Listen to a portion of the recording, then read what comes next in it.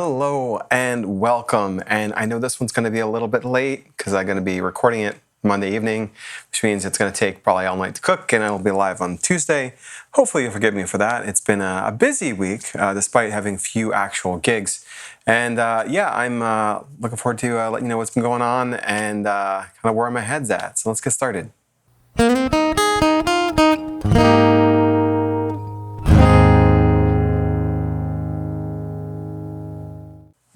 So just for fun, different part of the apartment right now. I've got my good friend here, Punch Out, to my left shoulder, right on the screen. And yeah, so I had originally last week was going to have no gigs whatsoever. I had one gig and very nearly got a second one that came in at the last minute. And one of the cool things about my gigs this past week, or the gig I should say, but kind of my project this past week was really, I spent the time really kind of working on refreshing old material and learning a new material as well. And in particular, this is a bit of a sequel to an idea from last episode. I wanted to see if I could lean into this idea of doing requests, because when I was playing at Blue Oak, I had people randomly discover, because I always have a QR code there, but I have a few QR codes there, and I need to work on my legibility on that sign, to be honest. I'm going to work on that at some point. But I got into a little bit of a pattern of doing requests for people, which was great. And as I mentioned last week, I noticed I had more tips than I usually did for that. So I wanted to try something a little different. And I have a physical version of this as well, but I'm going to show on the screen. I created a little sign that I wanted to use at gigs where I would utilize my Streamer song list to software to take requests and actually open it up for anonymous requesting, so you didn't have to be logged in through Twitch to use it. And I wanted to create a very clear sign to really put requests front and center, as you can see on the picture, and see how that went. And luckily, for it would have happened one way or t'other at some point in an upcoming gig. But my idea for this was, I do a lot of gigs with kind of like low pay or no pay, trying to kind of get out of the no pay ones, but I've got a couple still hanging around where I have large crowds and I want to engage those crowds more consistently, and and then ideally get better tips as well, but really kind of create a more interactive experience. And I also thought this kills another bird, if you will, two birds with one stone, which was keeping myself in practice for a lot of my material. If I go into a gig and I kind of cycle my set lists every so often, as I typically have done, that means there's an extended period of time where I'm not really playing certain songs really at all. That's still probably going to happen, but it's going to happen for songs that are kind of organically less popular. And I assume most songs will kind of find their way in rotation just by like random chance when people want to hear them. And as a bonus, every time I do a song that someone has requested, I'm guaranteed someone in the audience is going to be happy about it, which is greater than I usually get in terms of a guarantee of that kind of engagement. So I actually got a couple calls. I actually went this week and spent 3 consecutive days seeing different musicians perform. I saw my friend Chris Allman perform on, I believe that was on Wednesday, up in Danville. I left a business card with the place. It was a sideboard up in Danville. We'll see if they get back to me and if I get a gig out of that. But at this point, I'm just kind of putting business cards out there. I had a second gig. I attended a second gig over at the hotel.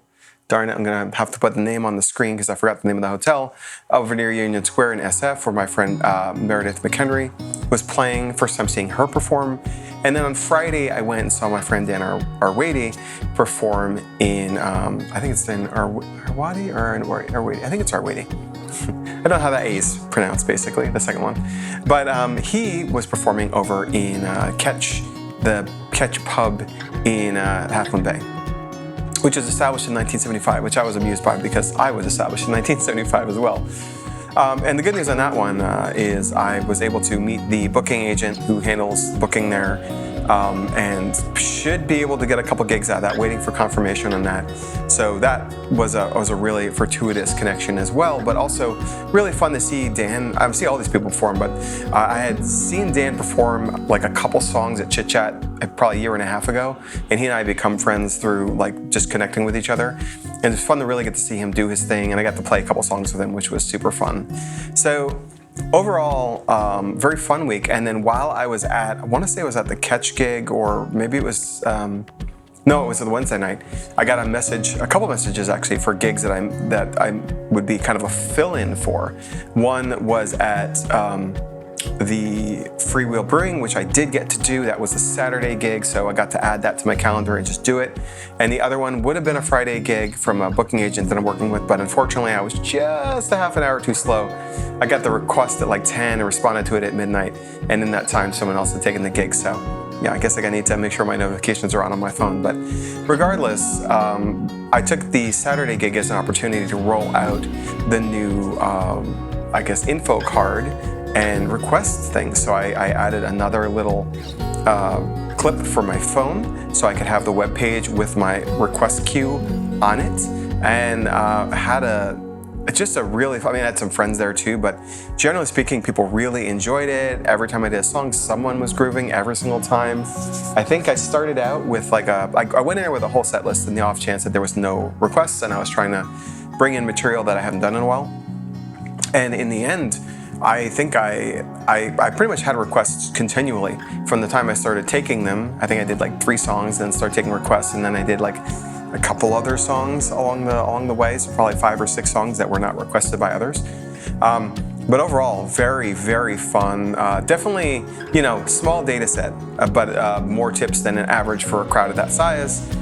Again, I'm feeling pretty good about this. This was a cool iteration. If nothing else, it's going to really help me stay on my toes, grow my material. And that brings us to the tip this week, which is, or I guess the observation or learning, which, is just iteration.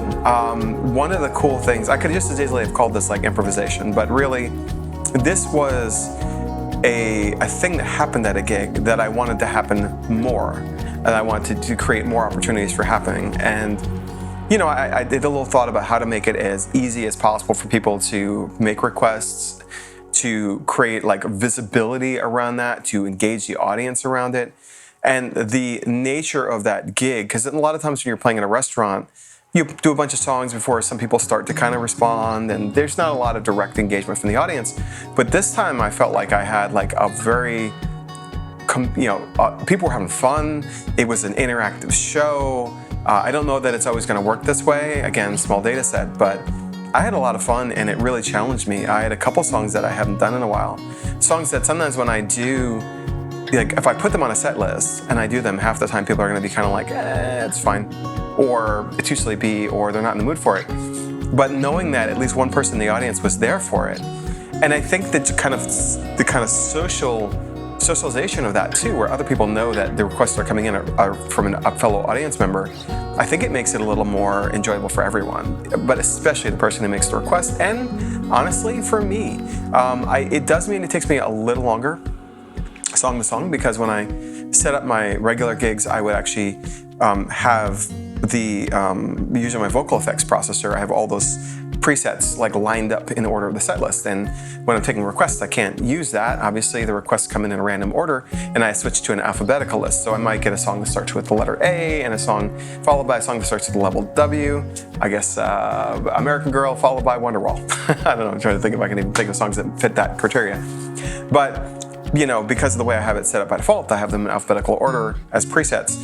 So I'm kind of like talking to the audience, creating space for that. But there's some other things I've done recently that have made this really work out well. And even if I'm doing a song I haven't played in a while, my general overall comfort with the looper has really kind of filled things in and made it much easier to do kind of any song I theoretically know. So had a couple of streams as well this past week where I was practicing material that I have not done in a while, explicitly with the goal of bringing that back into rotation. So with all that, very, very fun. Like it's fun to find these opportunities to kind of iterate, because there's lots of ways to approach becoming successful as a full-time musician. The obvious one is getting better paid gigs and pounding a lot of pavement, which has been tricky, honestly, with the with my hand issues, which I have some optimism around that. I'm not going to talk about that this week. Maybe next week I'll talk about that. But it does mean I kind of look at the gaps in my calendar as like a reasonable time to heal and pace myself. And so being able to to kind of get these gigs and maximize on it to improve my overall show and get that much more confident and find ways to make money in places that are not necessarily the best for making money. Freewheel is actually a pretty good one. I do get paid for that. But in general, my goal is when I go to like a Santana Row type situation where there's a lot of foot traffic, but it's an unpaid gig, I want to see if I can kind of turn that into something that's more consistently, a good day, basically. It's always better to start ahead of the 8 ball and start with money in your pocket when you show up at a place. But when I don't have that, or even if I am starting with that, maximizing the opportunities, so I have to play fewer gigs to get to the kind of the same place, and people are having more fun, and I'm having more fun, and it's challenging me, and it's all the good things, all pushing the same direction. So a little bit of innovation in this case. Early days, but I'm pretty optimistic that this is going to be a big improvement for my shows going forward. So with that, I'm going to kind of end it here. I'm going to try to edit this down and post it out as quickly as I can, but probably tomorrow. I think just based on the time of day, it's going to have to be tomorrow at least, in terms of the calendar. But I also got some ideas cooking for videos. I've had great response to the last couple of videos I've done on the other channel. I think I broke 1,000 views, which for a channel my size is a good number.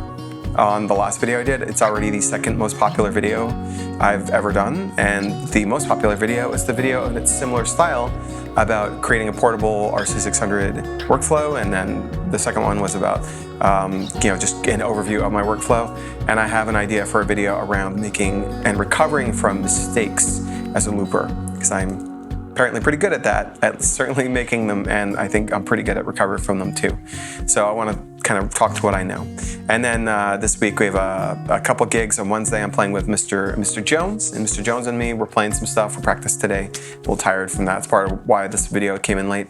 And I've got a couple gigs on the weekend, including a new farmers market in the city, San Francisco, on Saturday. And I'm playing, I think it's Ocean Ciders on Sunday, which, fingers crossed, I'm at 4 rainouts in a row. It would be wonderful to get one of these in, so we'll see if that happens. But with that, I'm going to end it here. I hope you have a wonderful day. I'm going to try to get this up on the channel as soon as I can, and I'll talk to you next time.